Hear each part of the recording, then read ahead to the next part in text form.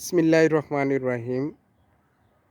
আমি এই মুহূর্তে দাঁড়িয়ে আছি দক্ষিণ সুরমা কামাল বাজার নবাগী। তো আমরা এখানে একটা প্রায় 4000 স্কোয়ার ফিটের ছাদের বিমের রড চেক করতে আসছি। তো এখানের মালিকও আমার সাথে আছেন জনাব বাসিত ভাই, এবং আমার ঠিকাদার হিসেবে আছেন শামীম ভাই। তো এখানে উনি যে রডের কাজগুলা আমার কাছে ভালোই লাগছে, সুন্দর করে। বিশেষ করে যে জিনিসটা আমরা সাইটে গেলে যে এই যে বিম কলাম জয়েন্টের রিংগুলা দেয়া নিয়ে অনেক বিতর্ক হয়। ভাই আমার সুন্দর করে 2টা রিং রাখছে এখানে, এই যে বিম কলাম জয়েন্টে 2টা রিং রাখছে উনি।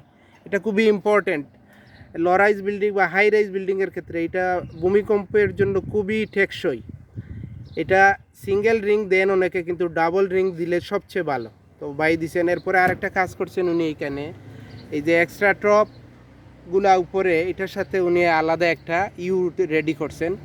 এই যে আলাদা একটা ইউ তৈরি করছেন উনি এক্সট্রা টপগুলা রিংয়ের সাথে বাঁধার জন্য। এই যে আরেকটা এখানে, এই যে এটা খুবই আমার পছন্দ হয়েছে জিনিসটা। এবং যে লেপিং জোনগুলা, এই যে উপরের যে মেইন রোডের উপরের লেপিংটা হবে কিন্তু মিডলে, সাইডে হবে না। কারণ উপরের দুই পাশে বিমের উপরের হচ্ছে নেগেটিভ মুভমেন্ট, আর